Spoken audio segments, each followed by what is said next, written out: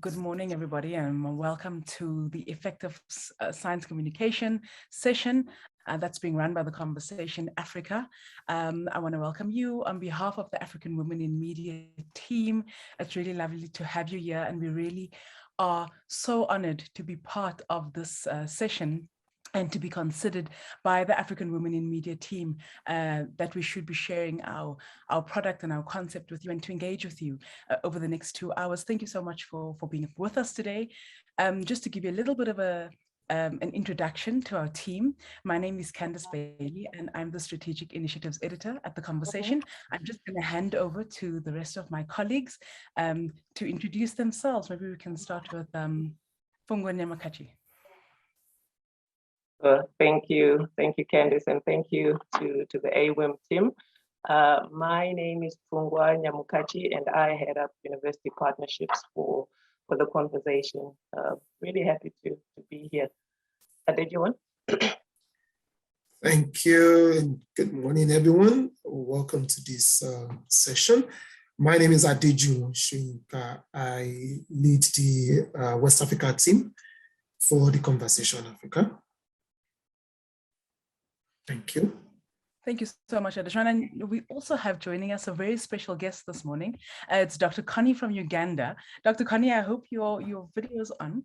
I would just like you to do a very quick introduction before I lead into exactly how our session is going to run today.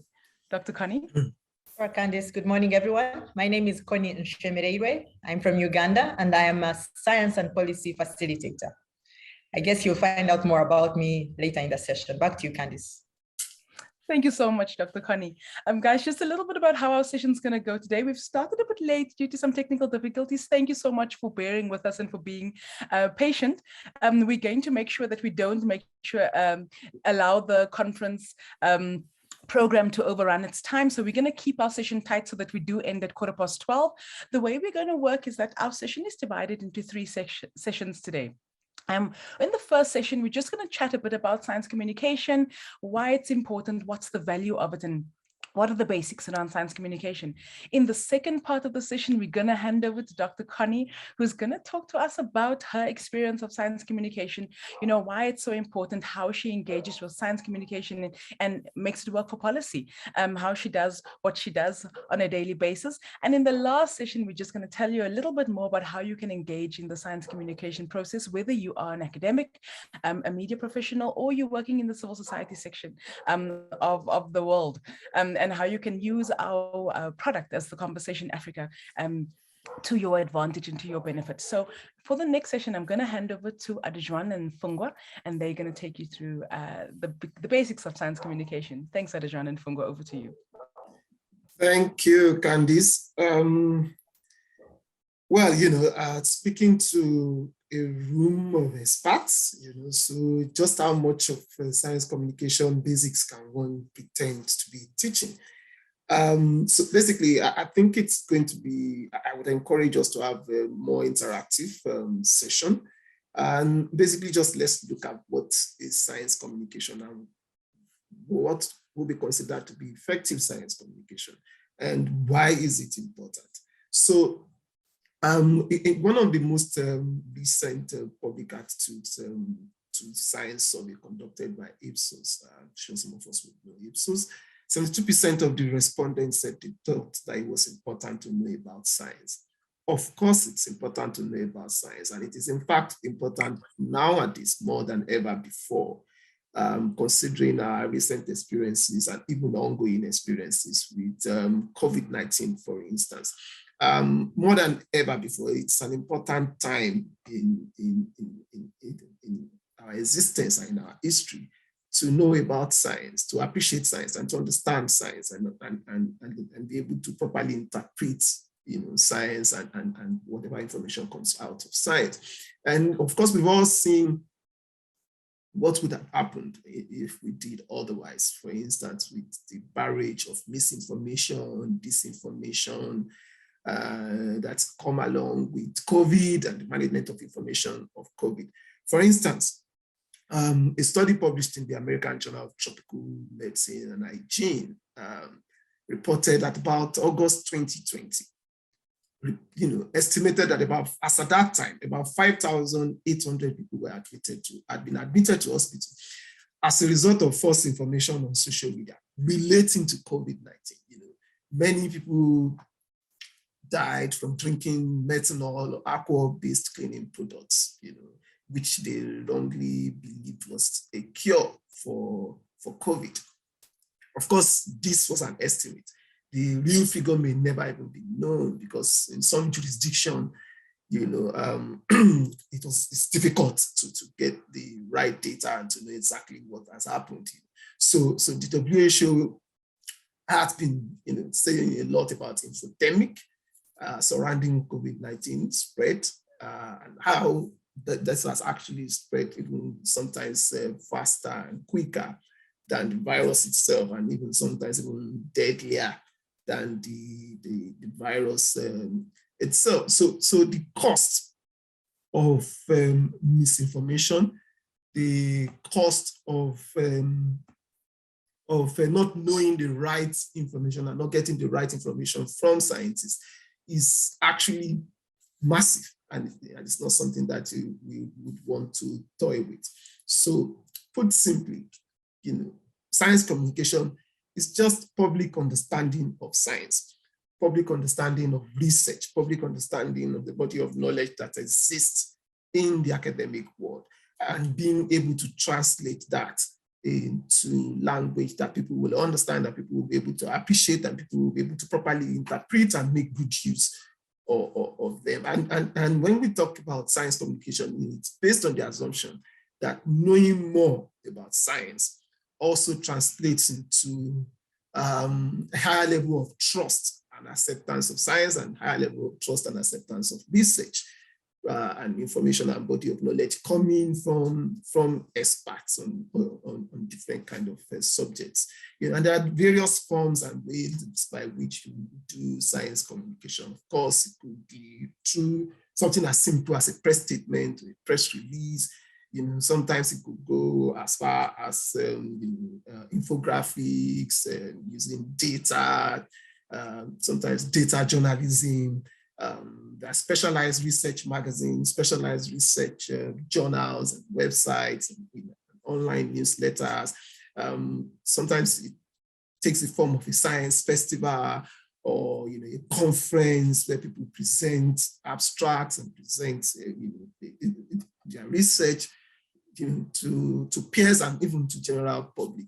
But whatever form it takes, the important thing is that it is communicated, research is communicated in such a format and in such a manner that a larger audience can understand it. So you're not just speaking to your peer, which is often what happens when you publish the peer-reviewed journal. You're speaking to your peers, you're speaking to people who already have a basic understanding or knowledge of your field of human endeavor. But the kind of science communication that we're talking about here is the type where you take it from the realm of your peer review journal and stuff, you bring it to the realm of general public and general mass audience, so that non-specialist readers can understand exactly what you're talking about. So that non-specialists in your field may be able to understand and appreciate what you've done and appreciate your research and be able to translate it to something useful for the general public and for the society. And what does this do to you as a researcher? What does it do to you as a scientist who wants to communicate your research and communicate your knowledge? It builds your brand, as an individual and as an expert.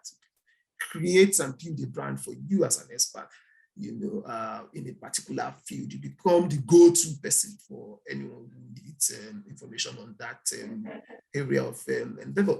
It builds your profile, not just within your university or your environment or your research institution or among your peers. It takes you, on a wider scale across the continent, and in some instances even globally showcasing your work.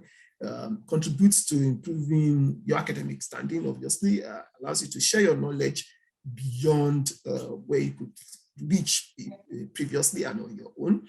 And then it also helps you to share your expertise with the public, with policymakers and even other academics. And might also even attract research collaboration opportunities for you as an expert, and as a researcher, and also helps you to be more accountable for your research and for your science, particularly in instances where you might have been funded by research funding organizations. So in other words, it takes your research, science communication takes your research beyond you talking to your peers and talking to just fellow experts in your field, exposes it to a larger audience. And that large audience would include those who currently fund your research, or those who might want to fund your research in future. Includes policymakers who may need or may be able to use your knowledge or your research to solve societal problems, to solve issues in the society, or even just basically inform or feed into policy making. And this also might include you talking to possible industrialists or investors who might be interested in converting your idea into a product. In some instances, yeah, that is possible. And of course, it just involves talking to everybody who may be able to understand you or understand what you're saying and learn something and engender behavioral change, engender or increase their knowledge of the subject matter, and also help filter the public space from misinformation, from disinformation, and save a lot of lives in some instances, like we've seen with COVID-19. I'm just going to stop there at this point and inviting my colleague Pfungwa to talk more about science communication, and especially give an example of a platform where science communication has been used effectively to communicate and to fill the gap and stand in the gap against misinformation and disinformation. Thank you. Thank you so much. Thank you, Adejuwon, for setting the scene so nicely for us. So for this part of our presentation today, we wanted to just share a little bit more about the conversation and our approach to this thing that we're calling science communication. So basically, as the conversation, we run a news site. It's just like any other news source, be it CNN, be it News 24. But there are a number of things that make our site different from other sites out there.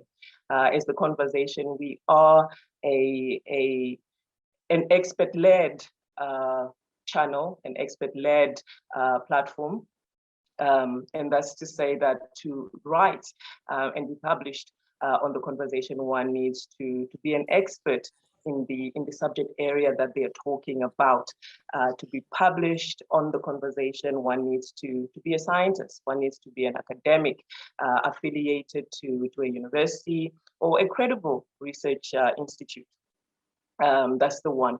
The other possible authors are postdocs. So if you're a postdoc who studied media, for example, postdoc in health, you're affiliated to your university, you can be published on the conversation. Or if you're a PhD candidate, you can be published on the conversation. So we are a channel for scientists, as Adejuwon has said, to share their knowledge with the world. And that's our site that we are presenting to you. In the slide that we're showing now. As I said, it is a free to access site. So colleagues, we encourage you to read the site, to access the site. In terms of sections, those are our sections: arts and culture, we cover business and economy, education, health and medicine, environment and energy, politics, science and technology. So really we see ourselves as serving as a bridge connecting universities, the research that takes place in universities and in research institutions with society. And we are, I think Adejuwon alluded to it, an evidence-based platform. So firstly, yes, you're right in your area of expertise.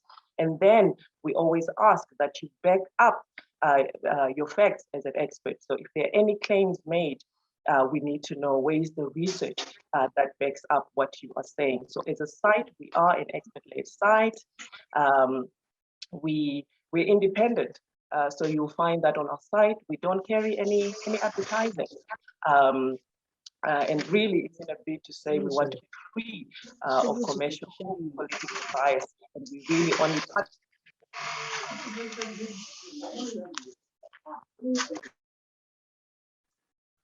All right, I don't know what happened there.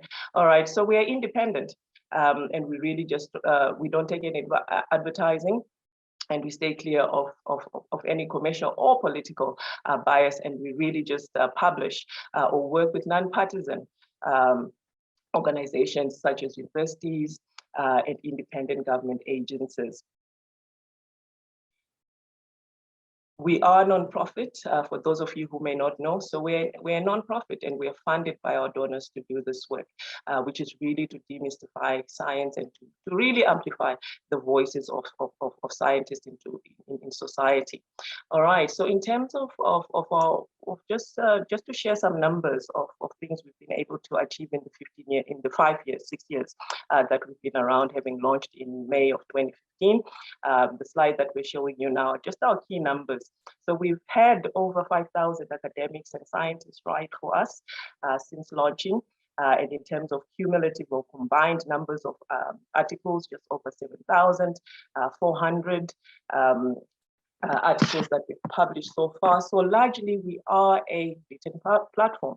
Academics write, they're paired up with an editor who just really makes sure that the stories are easy to understand, or we try to translate their work into easy to digest articles that we can put out into the public domain. But as of 2019, we did launch our podcast, which is called Pasha. Those of you in East Africa, you know, Pasha means to inform.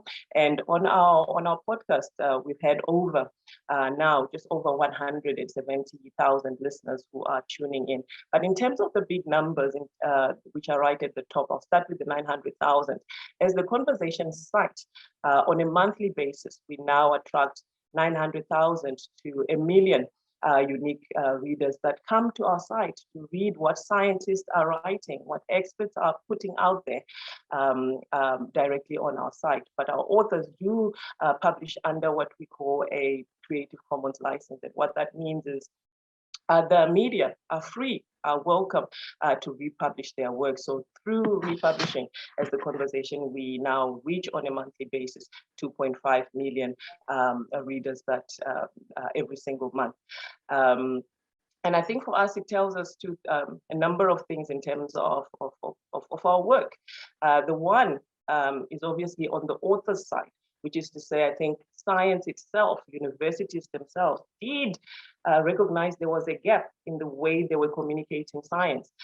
You'll find that scientists are used to writing in these academic channels, which are important. So as a scientist, you must publish in journals which are peer reviewed by other scientists to say your science is good, your science is important. But the missing link, the missing chain was really to say how does the general public benefit out of the scholarship and the insights that are sitting in university corridors, and that's where we come in. So I think for us as the conversation, we've been encouraged to say, hey, academics do want to write, and they write for free, they share their insights for free, and we're just there as the engine or as the system, as the platform, providing the platform where they can share their knowledge. But I think what the readership does tell us as well is that people want to hear from people who know what they're talking about.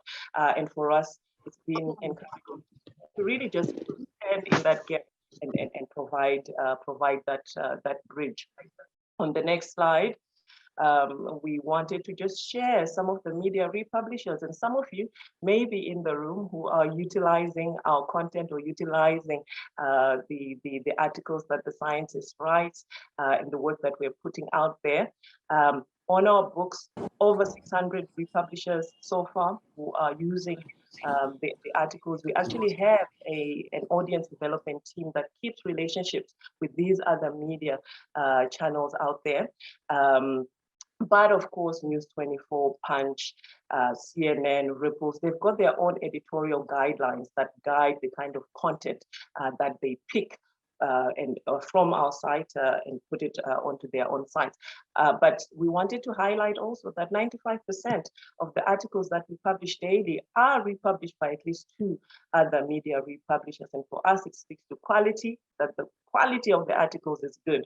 And then number 2, that we are responding to the times, that our articles are things that are relevant now, which is a key element for science communication, for scientists that may be in the room, is that science communication is really about saying, as a scientist, I hold knowledge. As a scientist, I'm doing research and coming into evidence. That's what scientists do. But you've got to use those insights and that research in a timely way. So we need your insights when there's World AIDS Day and you study AIDS. We want you to write about the new things that you're finding right on time. So I think for us, the 95%, the fact that 95% of our content is republished by at least 2 other media republishers really tells us that we're doing well on those two scores. And just also to highlight, I think, the importance of science communication, and to add to what Adejuwon has already said, that science communication is really important, especially now in the time of a pandemic.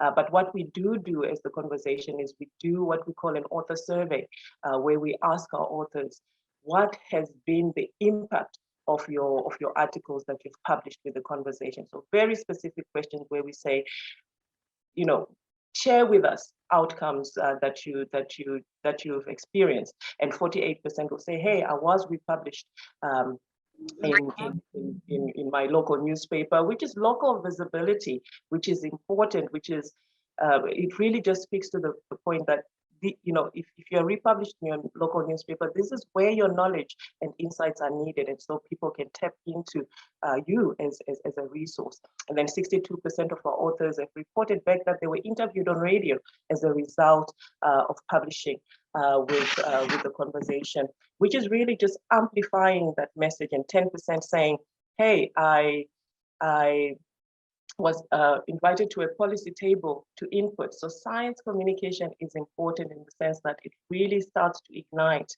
all of these other discussions which are important.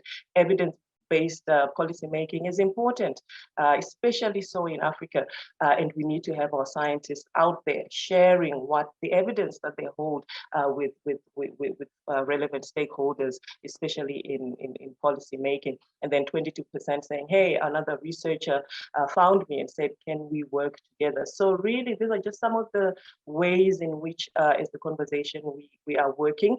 Some of the ways we're really just trying to add value to our media landscape in Africa. We are a continent-wide platform. So having started off here in South Africa, where we're based in Johannesburg, but we now have teams spread across the continent. Adejuwon and team based in Nigeria. We also have an editor in Ghana, we have an editor in Senegal, and we also have a team of editors based in Nairobi who look after our East Africa region. At this stage, I wanted to just, give an opportunity to Dr. Connie. Connie is one of our authors, and we thought she'll be a different voice who can share,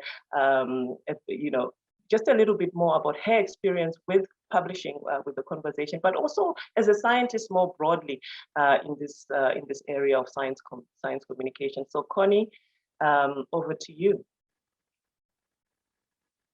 Thank you so much, Pfungwa. Good afternoon again for those who have joined us since we started. And I'm so delighted to be part of this conversation, especially given the impact that the conversation has had on my life as a scientist. And I'd just like to share a little bit. Pfungwa, I don't know how we'll run this, but I'd like to just share a little bit about the experience that I've had as a scientist with the conversation. I'll tell a little story. In 2015, I had just completed my PhD, and I really wanted to make more of the science that I was doing. And it was impressed upon me around that time that as a scientist, because I produced so much new knowledge, I was by definition a leader. People, I mean, I was a leader, but I was not utilizing that leadership. Sorry, hello? I was inside, but somewhere. What they hide of every. Okay. I was just saying that just because I know so much and produce so much knowledge, I was by definition in a position of leadership. And so I knew that in order for me to have an impact on my community, it was my responsibility to translate what I was doing to the public, because no one was going to come to the university to find out about all this wonderful knowledge that I was producing. And around that time, that is when I came across the conversation. And my first article was about a rather obscure theory by a Brazilian philosopher called Paulo Freire. He produced a theory in the 1930s that turns out to be extremely valuable for how to reimagine our education systems. My research background is in education. And the advantage with the conversation is that I was able to translate a fairly complicated theory for the public. And the reason being that the conversation gives you editorial support, and they are able to help you speak a language that the public can understand. But they were also attractive to me because the conversation really makes sure they don't publish anything that you cannot verify as a scientist. So in a way, it's a little bridge between the more scientific journalistic writing and maybe the more open media writing. So I really found this very attractive as a scientist. And certainly the biggest advantage for me as a scientist was the fact that they gave me so much more visibility than I had through the journal articles that I was writing. It's certainly important, as Pfungwa has already mentioned, for scientists to communicate their research in a very scientific manner, but you reach so few with this strong scientific language. So I remember, I think that first article has been viewed more than 6,000 times. I've been contacted by my fellow scientists, by people in the policy field. And so for me, the conversation really helped me to bridge that wide gap between we, the producers of the science, and the users or the consumers of the science. Back to you, Pfungwa. Thank you. Thank you so much, Connie. Really, really good to hear. Really good to hear. And then I also wanted to just ask you, just your experiences, I guess, broadly, in doing this work of science communication and increasing your visibility as a leader. I really like that you've tied in that, you know, science communication is about visibility and showing your leadership. Perhaps just using your experiences in Uganda or in East Africa. And your work also around policy, evidence-based policy making. Yeah. So besides the conversation, I have also written opinion pieces in regional popular media, like the East African here in East Africa, or the Monitor here in Uganda. But I've also written for other science communication outlets such as Nature and the Scientific African. And again, it just gives you so much more possibility as a scientist to even appreciate the applicability of the science that you produce, and helps you connect not only to the people who use that science, but I have found that it also helps you interact with your fellow scientists in other disciplines, because as it turns out, scientific language in certain disciplines can be so niche that your fellow scientists may not understand it. So you don't only reach out to non-scientists, you may also reach out to your fellow scientists in other fields. So for instance, since I'm in education, some of the communication that I have done becomes more understandable by people in other fields, such as cognitive science or developmental psychology or other branches of science, where without the medium of popular or science communication, they might not really understand the applicability of the research that I do. So beyond the conversation, and also during my interaction with the conversation, my skill to communicate to wider audiences has also improved, and I really have found all the value that there is to communicate my science more broadly. Lovely. Thank you. Thank you so much, Connie. Adejuwon and Candice, I don't know if you guys have anything to add to the discussion, but Candice, over to you for the next segment. Thank you so much, Pfungwa, and thank you so much to Dr. Connie. It's really lovely to hear your experiences as a policy influencer and as a person who's able to make those engage with policymakers, to engage with decision makers on the continent and in your country, and using science communication platforms such as the conversation. I think that that's a helpful tool to know for those in the audience who are academics, who do want to know, how they can use science communication platforms to engage with you. Dr. Connie, is there anything else that you'd want to add in terms of your engagement? Maybe some of your challenges around policy, around science communication. I mean, I know that we're always talking about the benefits of science communication and the positive sides of it, but often there are challenges. It's not always that easy when you come from a science communication or even from an academic perspective. Sometimes even engaging with journalists might be difficult. Maybe you can talk a bit about that as well. Yes, so I must say that, well, firstly, to tell my fellow scientists, if there are any on the call, that I feel that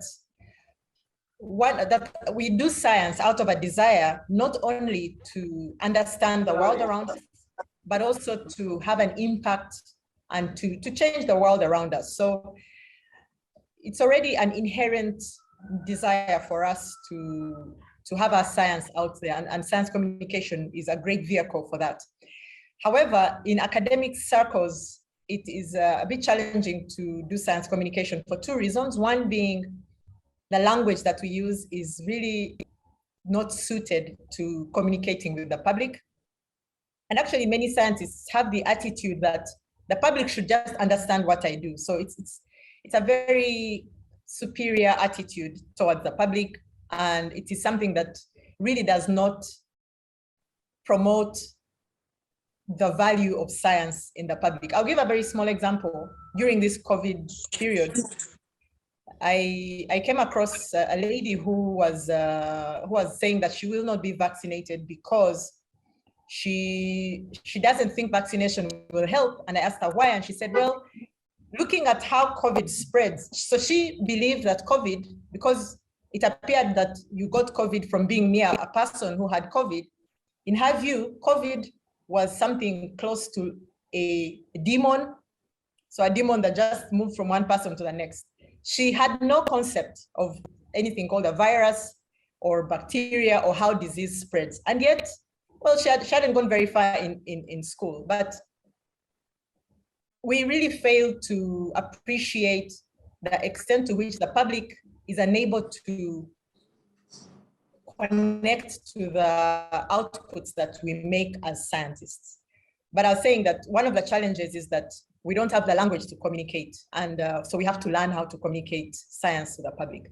The second challenge is that the academic promotion structures and reward structures do not really reward science communication that much. Some are changing slowly by slowly.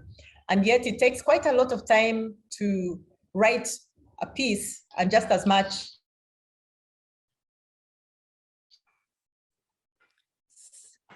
Dr. Connie, I think we're losing you in terms of signal.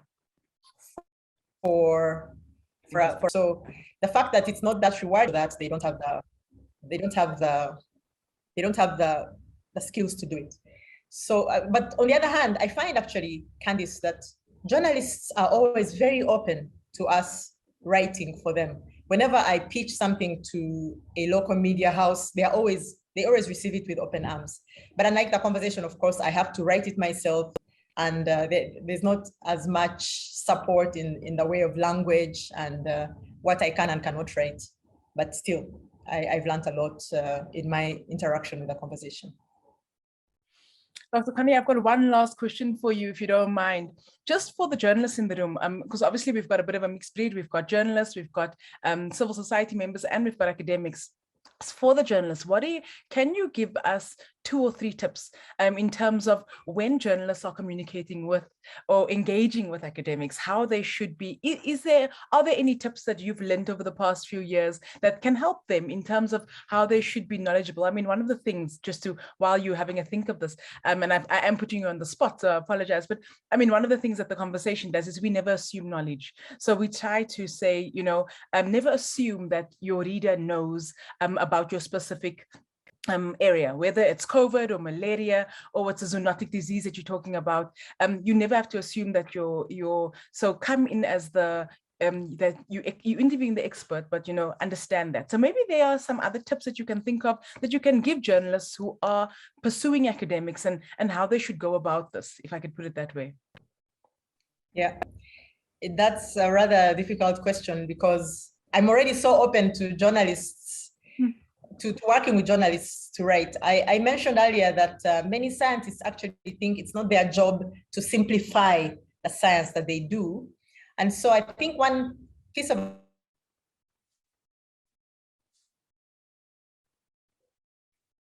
I think Dr. Connie's internet connection might be a bit challenging. It's a pity. I see there's a question from Vera in the advice that I would give to journalists is, so sometimes journalists miscommunicated, oversimplify. So what journalists to do is to look for ways to assure scientists that the communication that will arise will be overseen by the scientist, and that the scientist has to approve everything that is written to make sure that they are not misquoted, misrepresented. So scientists have that aversion to being misrepresented. But also, I think many scientists do not appreciate the value of science communication. And I think you might use the approach that they are leaders, as I said at the beginning, that by virtue of being knowledge producers, they are by definition leaders, and that because of that position, they really do have a responsibility to reach out to the public, and that you as the journalist can help them do that, and you can support them. So I think that those would be the 2 things that I would advise journalists.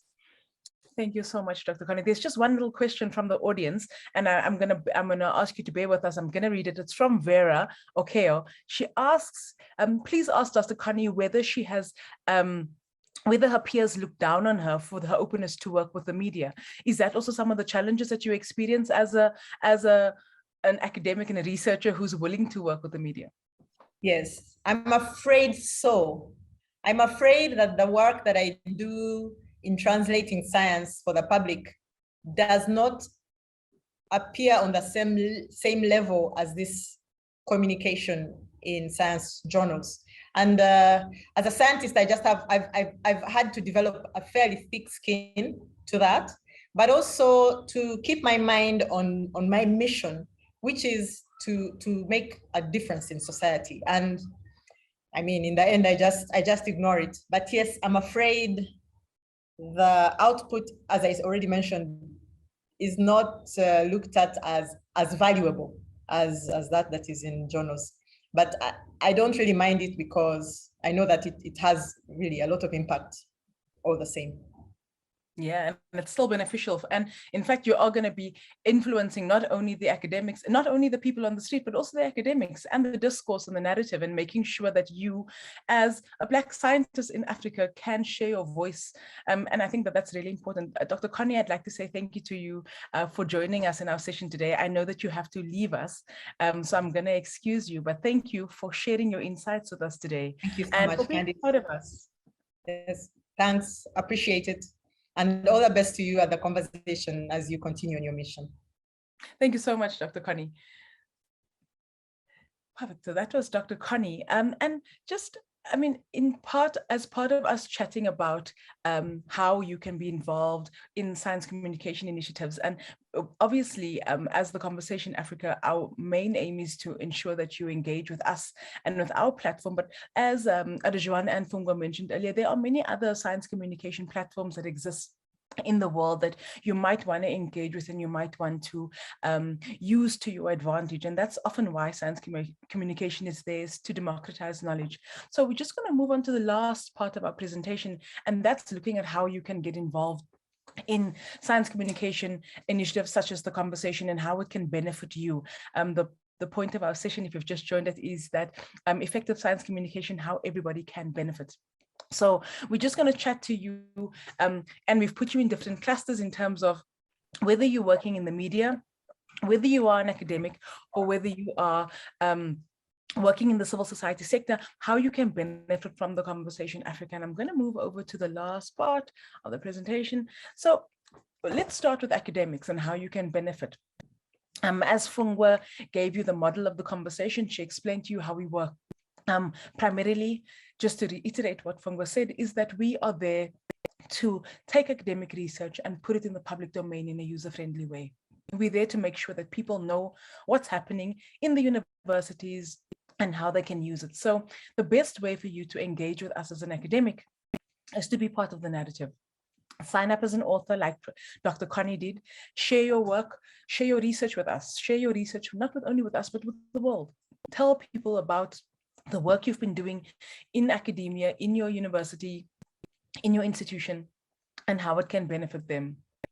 If you don't want to sign up as an author yet, you can also submit a story and idea to the Conversation about your research. We've got my throat's a bit sore. We've got a wonderful pitching session, a pitching platform on the Conversation, and it allows you to share your story idea. It allows you to break it down into bite-sized pieces and look at how you can, what you want to focus on within your research and how you can then use that to start writing an article for the Conversation.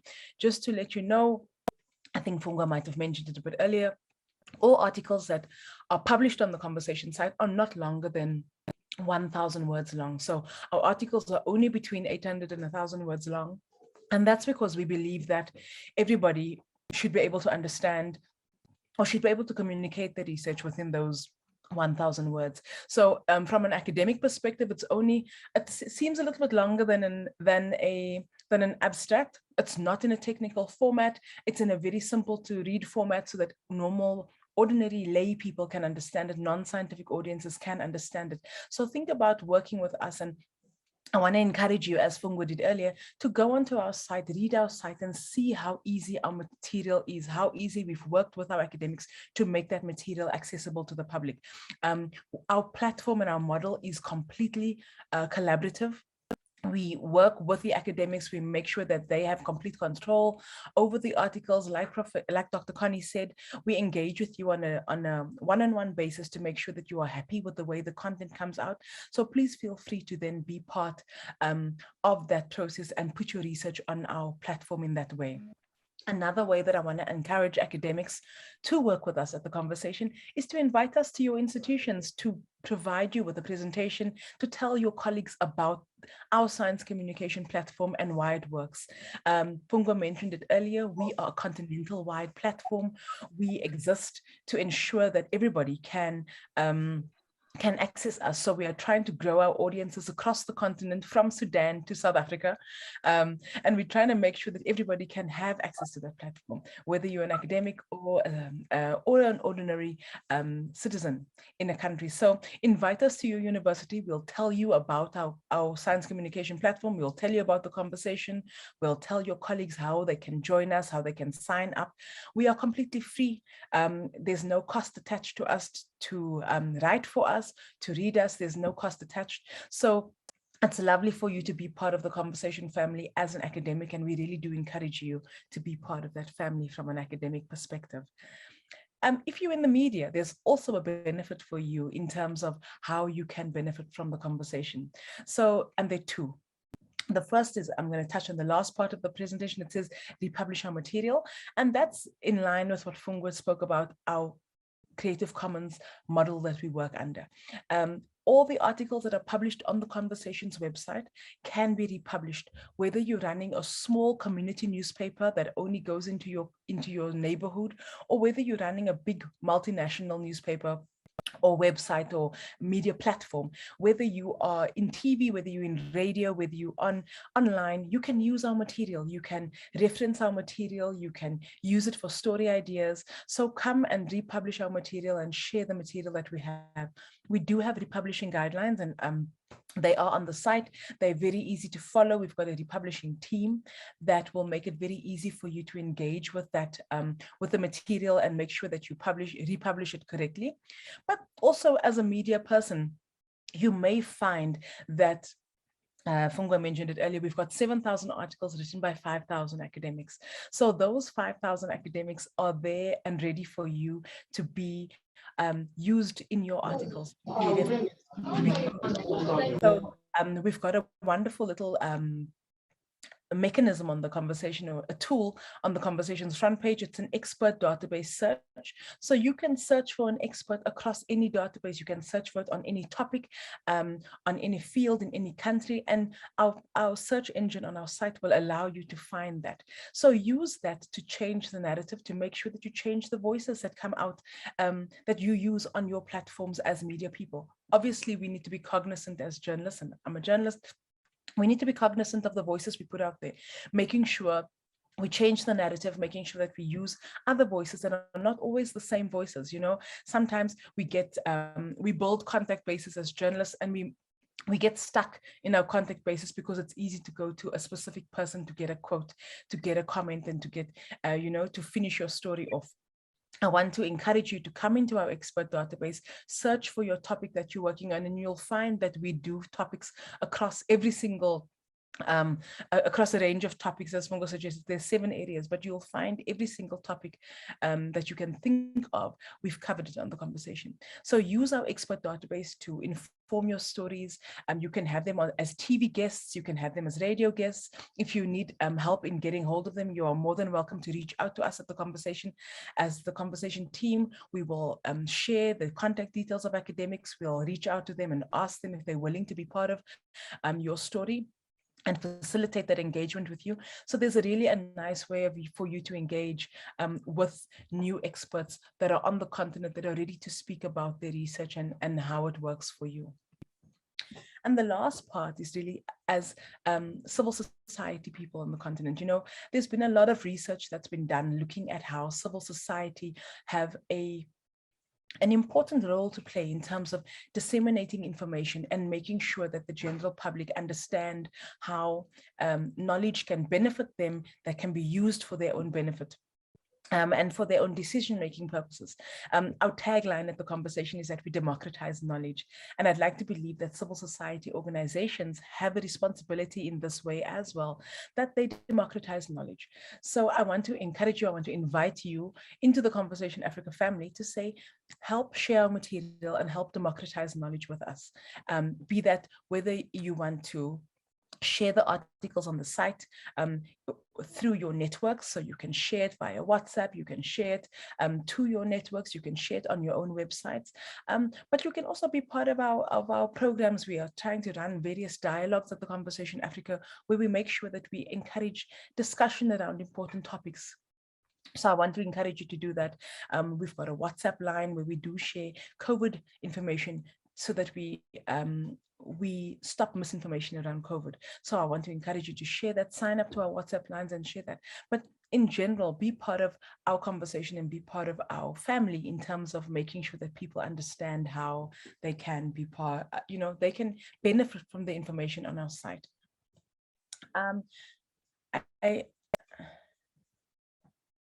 How best can we reach out to the Conversation team? Mercy, I saw your question.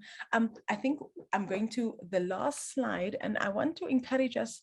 In fact, the last slide is our contact details, but are there any other questions? Does anybody else want to unmute and ask a question to Pfungwa, to Adejuwon, and myself as a team? Unfortunately, Dr. Connie had to leave us, so she wasn't able to stay for the entire session. But if you do have other questions, Mercy, we will put our contact details on the screen and in the chat box. and we'll make sure that you can reach out to us. We are definitely there to help you, to find resource persons that can help you for your stories. We are more than willing to help, so please feel free. Is there anybody else that has a question for us?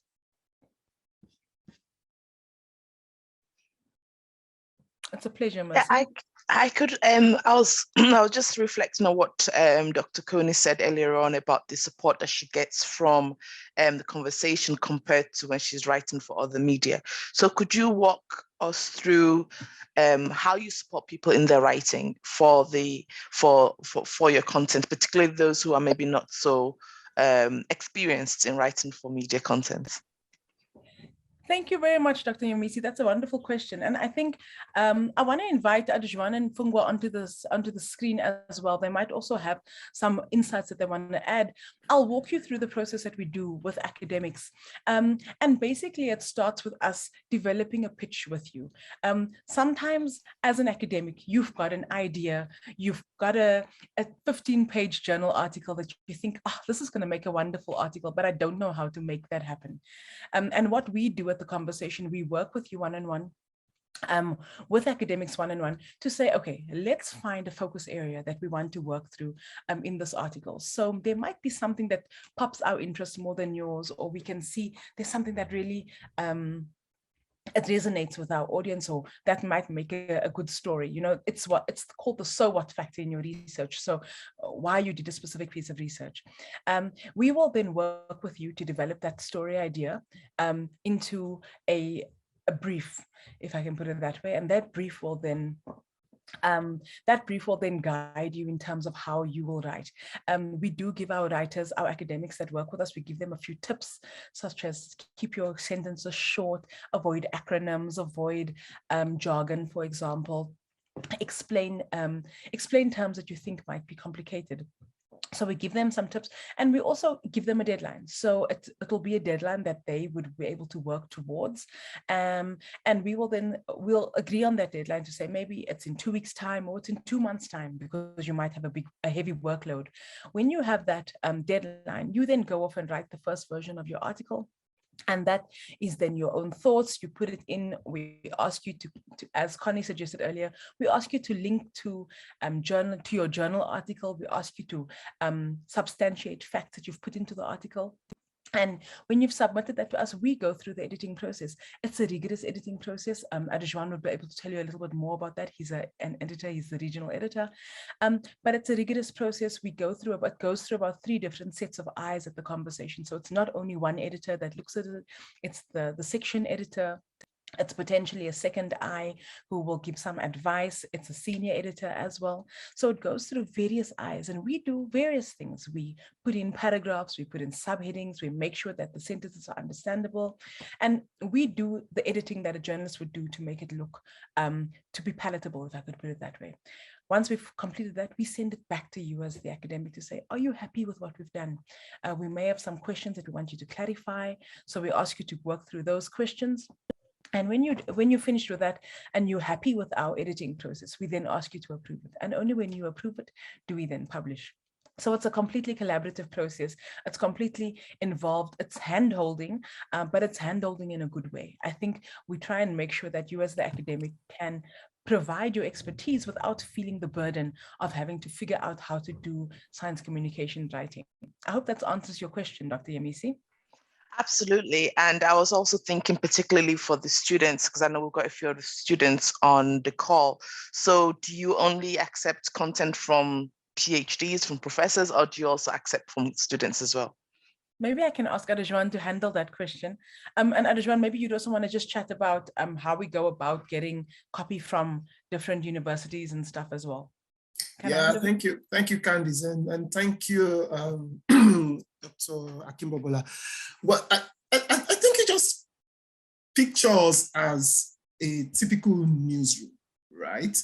And I'll come to your second question, Dr. Akimbobola. Pictures as a typical newsroom, and you know, editors and writers.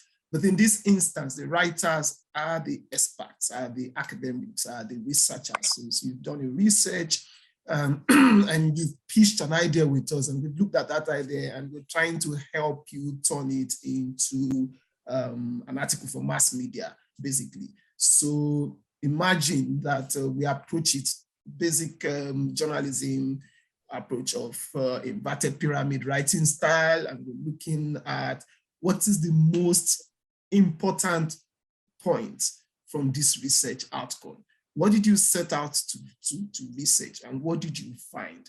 And why are those findings important? You know, do you want to start with the most important point and then go to the next most important point and then go to the next most important point and then build a narrative like that and be able to tell a story? So eventually we're converting your academic research, work into a news story, essentially.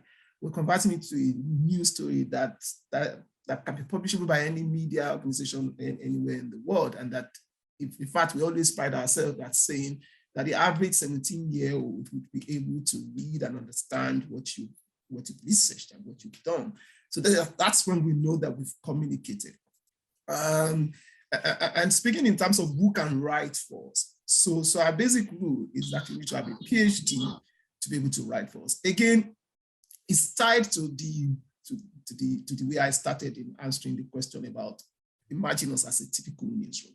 So in an average newsroom, as an editor, what I do with is a reporter has brought a story and we edit and then we publish. The reason we're publishing is when we publish, let me put it this way, when we publish, we're putting the integrity of our newspaper, of our news organization behind that report.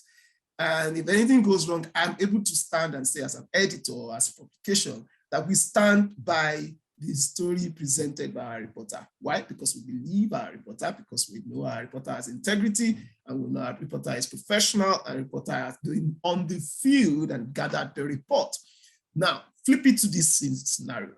In this scenario, the reporter is the academic, the reporter is the researcher. So how do we ensure that the person who is writing for us, who has written for us, is an expert in the field that he has written on? So our basic way of doing that is, one, you need to have a PhD in that field, because then you've gotten to a certain level of knowledge in that field, not just of knowledge accumulation, but also of knowledge sharing in that field. Then you've had a research published. So it's not just that you are a PhD holder, but you also have a published, peer-reviewed, published research on the particular subject that you want to write about. So oftentimes we encourage that the article you have written is linked to your peer-reviewed published research. That's like you saying, I've been on the field, I've reported on this issue, and this is what I found. So at the end of the day, it's as good as my reporter has gone out, has got this story, and he has brought that story and we are publishing it. So that's the way we kind of filter to ensure the credibility of what is published, to sustain the integrity of the publication itself, and to ensure that what has been published is something we can all stand by. And also to just think about it this way, that the person who has written for us or who is writing for us, if you put that person in a room of, say, 10 or 20 experts in that particular field, will that person be considered by his or her peers as an expert in that field? Again, the easiest way to determine that is, are you into research? Do you have published research? Do you have a PhD? So we almost always encourage that to write for us, you need to have a PhD. There might be just a few exceptions to that. Instances where, okay, you don't have a PhD, but you are a researcher and you're constantly researching in that field, and you've researched and taught in that field for not less than 5 years consistently. Then again, it's established your bona fide as an expert in that field. So we can rely on that. We can rely on your published research, and we can publish you in that instance. If you are a PhD candidate and you are at the tail end of your PhD, and you've got, there are instances where you've done bits of your research and they've been published, and there's a link that we can reference to what you have published, then we may be able to also publish you. But other than that, we do not publish masters, orders, or except you are a researcher, an established researcher in that particular field, and you've been for not less than 5 years. I hope that answers your question, Dr. Akilowo. Absolutely, and I think it was exactly what I was expecting you to say. So thank you very much for that. Thank you. Thank you, Dr. Yemisi. I think we've come to the end of our session. I'm leaving on the screen various links for everybody to visit our site, to sign up for our newsletter, to follow us on social media, sign up for our weekly WhatsApp, submit a pitch if you're an academic. And in the chat, I've just typed in Adejuwon, Pfungwa, and my email address. And I've also put in my mobile number for the journalists who want to reach out when they're looking for a resource person. Sometimes I know journalists are on deadline, that the deadlines are tight, and you want to get that media person, the expert very quickly. So pop me a WhatsApp. I'll be able to find the person for you. I'll reach out to one of the editors and engage with them for you. So I'm just putting my details there for you to engage with us further. Well, thank you so much to you guys, Candice, Adejuwon. I don't know if your other colleague is still on the call. I can't see her there. Oh yeah, Pfungwa, you're still there. Fantastic. Thank you so much. This was really informative. This is the beginning of hopefully a longer-term relationship with the Conversation Africa and AWIM.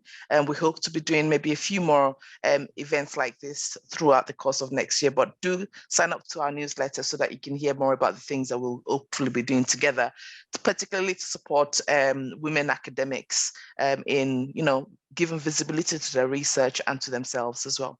So thank you very much to the Conversation Africa, and thank you everybody for attending this workshop. Take care. Thank you. Thanks, Right. Dr. Thank you. Thanks, everybody. Thank you. Bye-bye.